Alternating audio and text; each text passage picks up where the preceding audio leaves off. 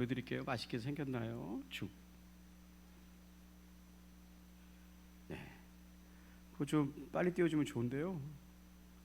예, 좀 익히느냐고 식히느냐고 이렇게 맛있게 보이죠.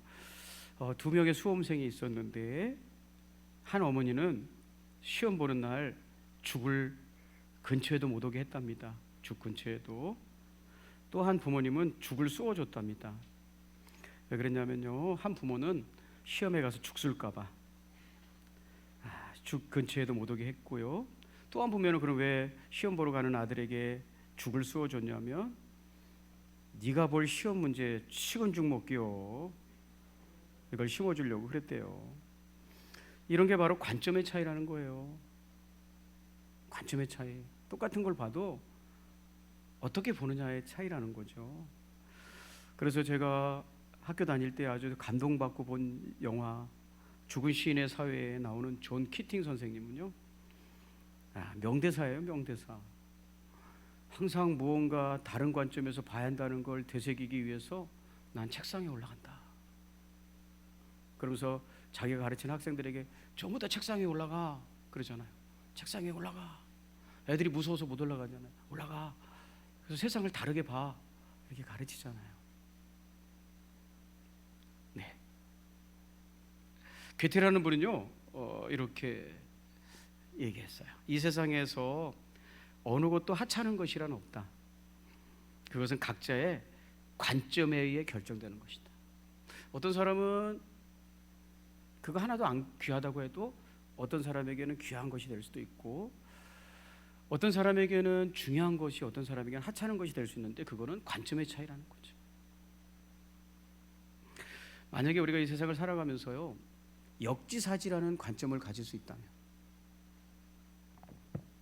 역지사지라는 관점을 가질 수 있다면, 여러분, 역지사지라는 게 뭐예요? 남과 처지를 바꾸어 생각하는 거죠. 이런 관점을 가지고 있다면 참 지혜로운 사람이에요. 세상을 분명 다르게 볼 것이기 때문에 그래요. 여러분 아시잖아요. 내가 운전할 때 보행자와 내가 걸어가고 있을 때 운전자를 어떻게 보는지. 역지사지가 1도 안 되는 사람, 역지사지 바꿔서 상대방의 처지를 전혀 생각을 못하는 사람을 사이코라고 그러는 거예요. 공감을 못하는 거예요. 나만 힘들고 세상에 나만 어렵고 이렇게 생각하는 거죠. 네. 역지사지의 관점만을 가질 수 있어도 훌륭한 사람이 있죠. 여러분, 저는 오늘 여러분과 함께 하나님 말씀 붙들고요, 믿음의 눈에 대해서 생각을 해보려고 그래요. 만약에 우리가 믿음의 눈을 가지고 세상을 바라본다면 어떤 세상이 펼쳐지는가? 여러분, 믿음의 눈이라는 것은요, 하나님 혹은 하나님의 말씀 때문에 생긴 관점을 얘기해요. 성경은요, 이런 관점을 가지면 영원을 살게 한대요. 그리고 승리할 수 있대요. 세상을 이긴 이김은 이것이 너의 믿음이다. 승리의 눈이래요. 그리고 축복의 눈썰미예요. 자, 우리 이제 믿음의 눈으로 세상을 보면 어떤 일이 일어나는가? 믿음의 안경을 쓰고 세상을 바라보면 이 세상은 어떻게 보이는가? 잠깐 소개하려고 합니다. 모세의 부모는 믿음의 눈을 가졌던 사람이에요. 모세의 부모가 믿음으로 세상을 이렇게 보니 어떤 일이 일어났는가? 여러분, 11서 11장 23절 같이 한번 읽어보겠습니다. 자, 믿음으로 세상을 보니 이런 뜻이에요. 자, 같이 한번 보시죠. 읽어볼까요? 시작. 크게 시작.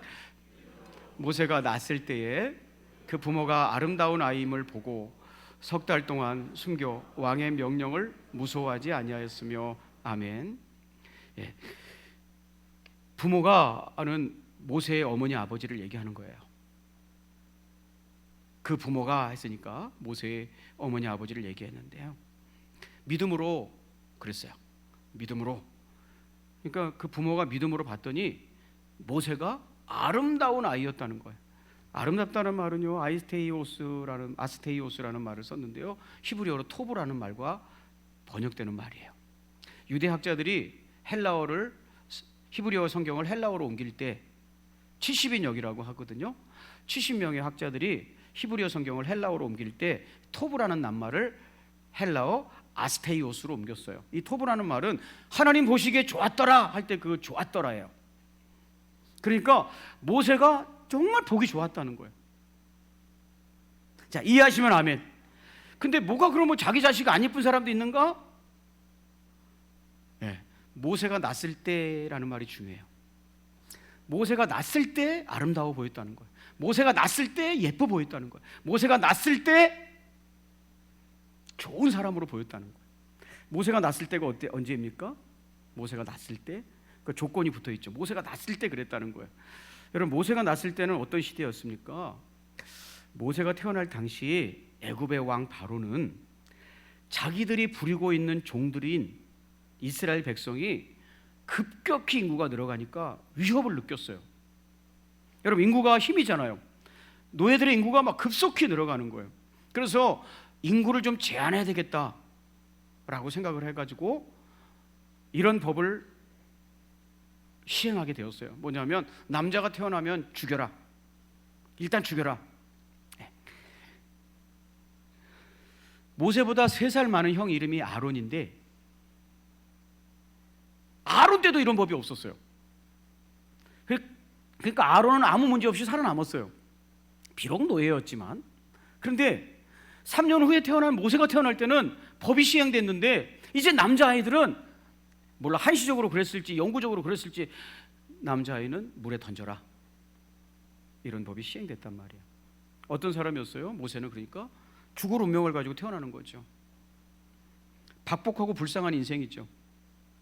재수 없는 인생이죠. 그렇잖아요. 태어나면 죽어야 되는 거예요. 그게 모세가 났을 때예요. 여러분 어떻게 해야겠습니까? 여러분 같으면 같이 죽자. 이 엄마랑 같이 죽자. 이 박복한 거 사. 너는 어떻게 된 놈이 태어나자마자 죽게 생겼냐? 재수도 이런 재수를 가지고 태어나냐? 이게 바로 모세가 났을 때예요. 그런데 믿음의 눈으로 보니까 재수 없는 아이가 아니더라는 거예요. 불쌍한 아이가 아니라는 거예요. 아름다운 사람이었다는 거예요. 이게 믿음의 눈을 가진 사람의 축복이에요. 저런 인생은 왜 살아? 이게 육신의 눈으로 바라본 모세의 탄생이었어요. 재수가 없어도 저렇게 없을까? 그런데 믿음의 눈으로 보니까 믿음으로 그 부모가 모세가 났을 때 아름다운 아이임을 보았다. 여러분, 모세의 부모처럼 우리가 믿음의 눈을 연다면 재수 없는 인생은 없다는 거예요. 저주받을 사람은 없다는 거예요. 다 좋은 인생이고 아름다운 인생이고 예쁘고 복된 인생인 줄로 믿습니다. 믿음의 눈을 열어서 내가 누군가를 보시기를 주의 이름으로 축복합니다. 여러분의 자녀를 믿음의 눈으로 좀 봐주시기를 주의 이름으로 축복합니다. 이런 것이 내 자식이라니 그렇게 안 보일 거라는 거죠. 두 번째, 믿음의 눈으로 보니까 죽을 운명을 가지고 태어난 모세가 아름다운 사람으로 보였다. 두 번째, 히브리서 11장 23절 다시 한번 또 읽겠습니다. 자, 믿음으로라는 것은 믿음의 눈으로 본다는 거겠죠. 11장 23절 시작.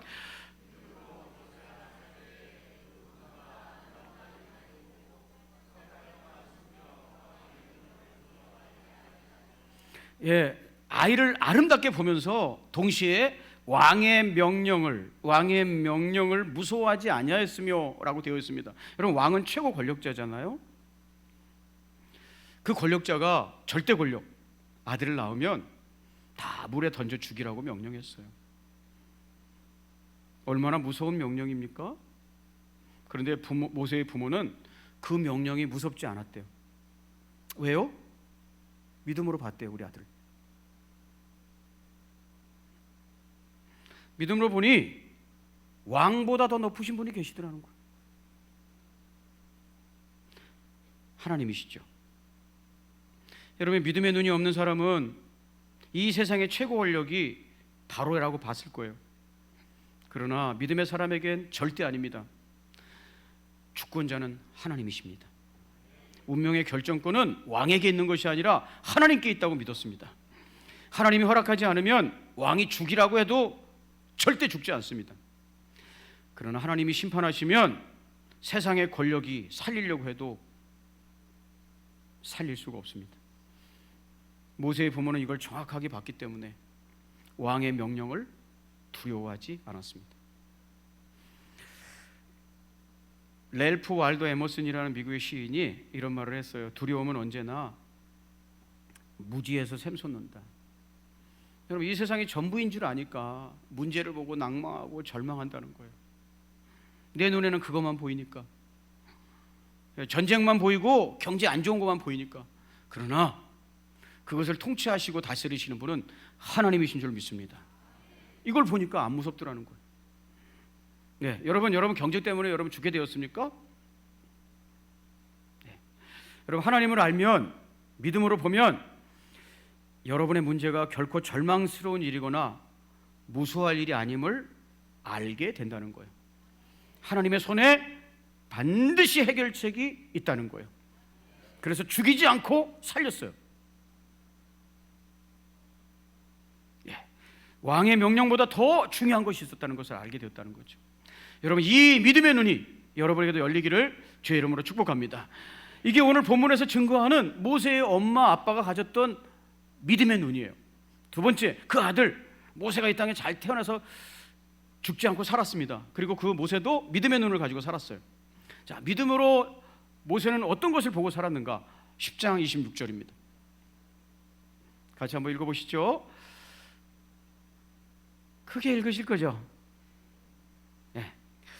제가 여러분을 믿음의 눈으로 봐야 되는데 육신 눈으로 보고 있으면 안 되겠죠? 10장 26절. 자, 같이 시작. 그리스도를 위하여 받는 수모를 애굽의 모든 보화보다 더 큰 재물로 여겼으니 이는 상 주심을 바라봄이라 그랬습니다. 여기 보면 마지막에 바라봄이라 그랬잖아요. 이것도 본다는 거예요. 그가 믿음으로 모세도 뭔가를 봤다는 거예요. 뭘 봤느냐?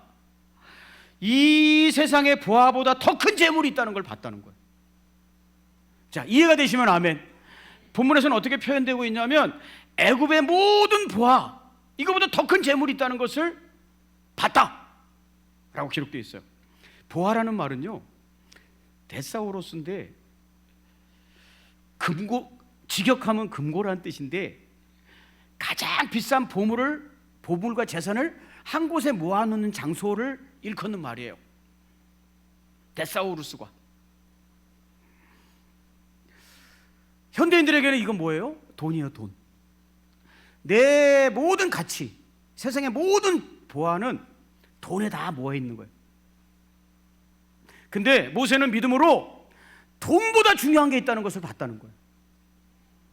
세상에는 돈보다 중요한 게 있다, 이걸 봤다는 거예요. 여러분, 이게 얼마나 놀라운 고백이냐면요, 성경에서는요, 돈이 하나님이래요. 돈이 하나님. 그래서 돈을 섬기는 사람은 하나님을 섬기지 않는데요, 하나님을 섬기는 사람은 돈보다 귀중한 것을 발견한대요. 그게 하나님이에요. 자, 6장 24절 읽어볼게요. 한 사람이 두 주인을 섬기지 못할 것이니 혹 이를 미워하거나 저를 사랑하거나 혹 이를 중히 여기고 저를 경히 여김이라. 너희가 하나님과 재물을 겸하여 섬기지 못하느니라. 여러분, 이거 하나님이 얘기하는 거거든요.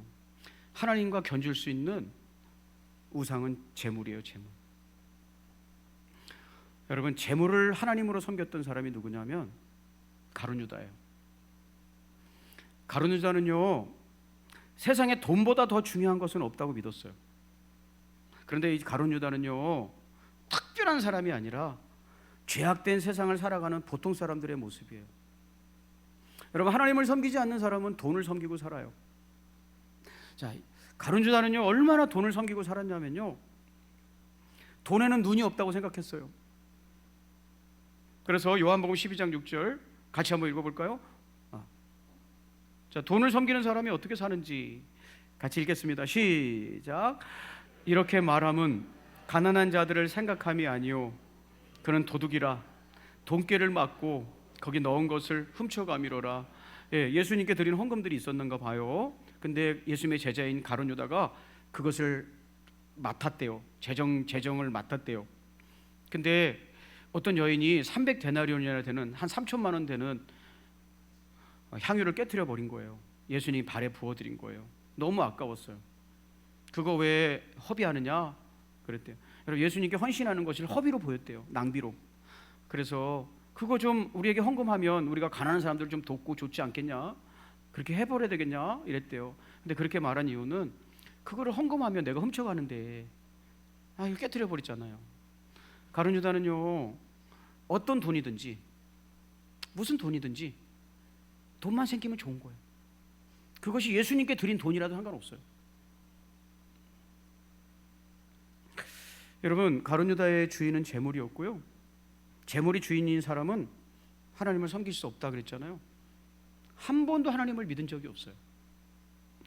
여러분, 11제자가 예수님을 어떻게 부르는지, 가룟 유다가 예수님을 어떻게 부르는지 같은 자리에서, 같은 사건에서 소개되고 있습니다. 마태복음 26장 21절부터 22절.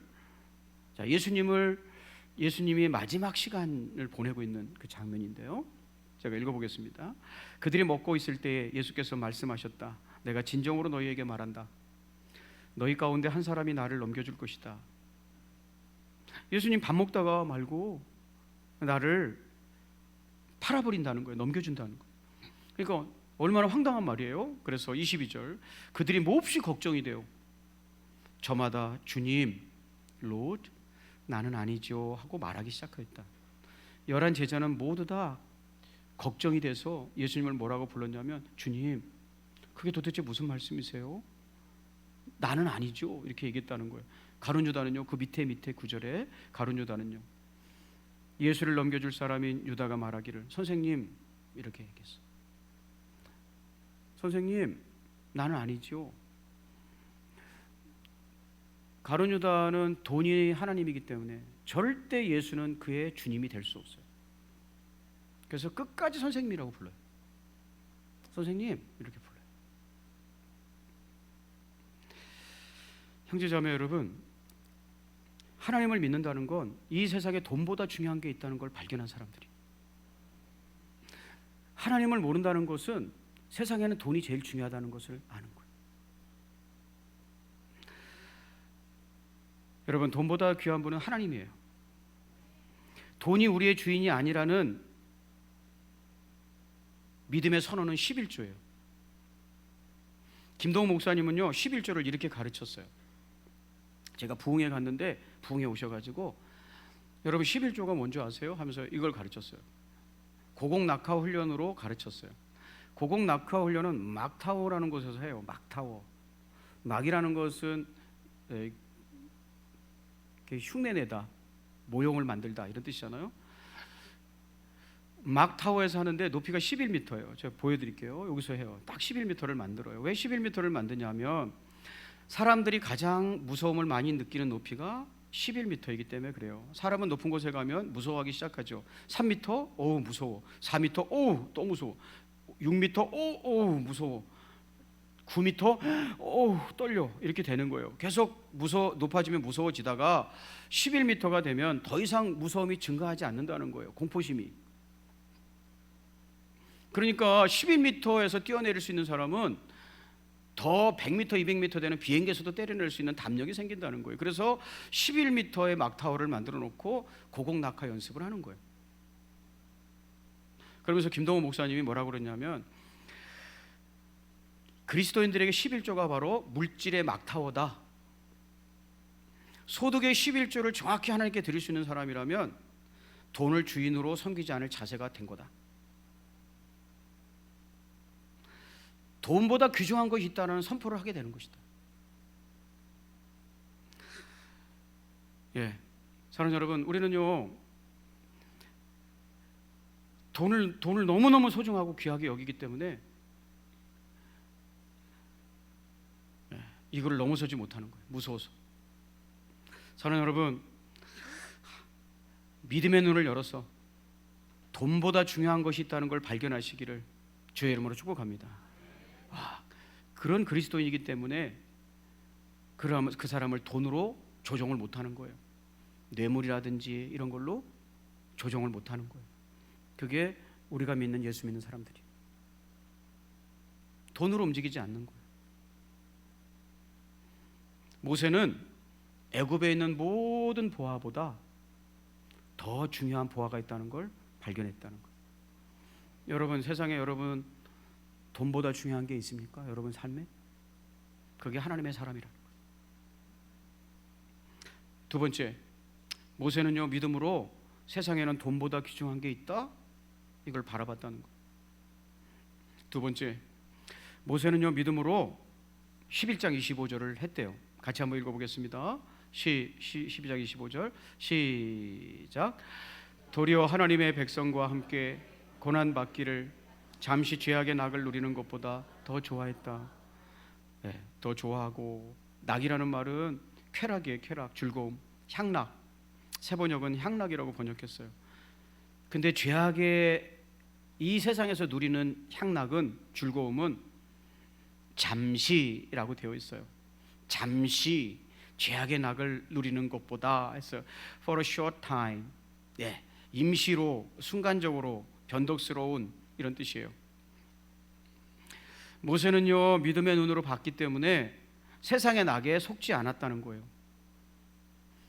영원한 기쁨이 뭔지, 변하지 않는 보람과 즐거움이 뭔지를 찾아냈다는 거예요.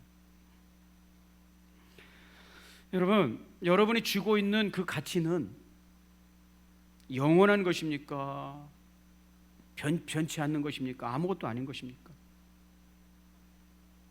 여러분이 죽고 살고 못하고 붙들고 있는 것은 하나님 나라 갈 때까지 변하지 않는 소중한 가치입니까? 아니면 아무짝에도 쓸모없는 잠시의 낙을 가지고 영원한 가치인 것처럼 착각하고 움켜쥐고 손에 피가 날 정도로 움켜쥐고 있습니까?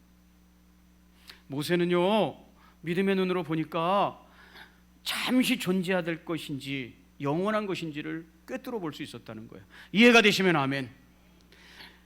여러분, 여러분의 자녀가 왜 날마다 게임이나 하고 있으면 속상해하는 겁니까? 그 아이가 그렇게 얘기합니다. 나 이게 좋아, 행복해, 재밌어, 즐거워. 그런데 왜 아이가 좋아하는 그 게임을 하고 있는 걸 보면서 걱정하는 이유가 뭡니까? 그렇게 좋아하고 즐거워하는데, 여러분의 자녀들이 좋아하는 거를 꼴을 못 보는 고약한 부모라서 그렇습니까? 나는 이상하게 우리 아들 딸들이 좋아하면 기분이 나빠지더라, 그래서 싫어하는 겁니까? 아니면 질투해서 그렇습니까? 엄마는 힘들게 사는데 아빠는 힘들게 사는데 지는 즐겁게 살아? 그 질투해서 그렇습니까? 아니잖아요. 그들이 하고 있는, 시간을 낭비하고 있는 그 게임의 즐거움이 잠시의 즐거움과 쾌락이잖아요. 그 쾌락이 떠나갔을 때, 세상의 모든 쾌락처럼 그 세상의 쾌락이 떠나갔을 때 정말 중요한 시간들을 허비했고 기회를 놓치게 되기 때문에 부모가 그것을 후회하면서 속상해할까 봐 마음 아파하는 거잖아요. 지금은 좋고 재밌지만 나중에 그 쾌락이 떠나갔을 때 그것을 감당해야 되는 우리 아들 딸들이 100배 1000배 고통스러운 시간을 보내게 될까 봐 게임 그만하라고 그러는 거잖아요. 여러분 한번 얘기해 보세요. 여러분의 아들 딸들이 20대, 30대, 10대를 살아가는 여러분의 아들 딸들이 정신 차리고 변하지 않는 것을 추구하면서 살아갔으면 좋겠습니까? 그날 즐거운 것을 찾아서 살아가고 있었으면 좋겠습니까? 그냥 그날 느낌에 좋은 것만 하고 살아가면 좋겠습니까? 여러분, 어떤 부모도 내 아들 딸들은 정말 소중한 가치를 발견하고 그것을 가꾸며 살아가고 준비하기를 원하실 거예요. 근데 그것은 믿음의 눈에서 나온다는 거예요. 믿음. 이게 진짜냐 가짜냐, 이게 진짜 인생의 보물이냐 아니냐는 믿음의 눈에서 나온다는 거예요. 모세는 그걸 찾아냈다는 거예요. 사랑하는 여러분, 여러분이 가지고 있는 보물이 진짜입니까? 네. 사랑하는 여러분, 모세는 이집트의 왕자로서 행복하게 살아갈 수 있었는데 그것이 잠깐뿐이라는 걸 알아보고 지금은 힘들고 어렵지만 영원한 가치를 위해서 그 보화에 투자할 수 있는 안목을 가졌다 얘기하고 있습니다. 여러분, 우리 모두가 믿음의 눈이 열리시기를 주의 이름으로 축복합니다. 그 믿음을 가지고 세상을 보고 사는 거죠. 하나님의 은혜가 우리 성도들에게 있기를 진심으로 축복합니다. 기도하겠습니다.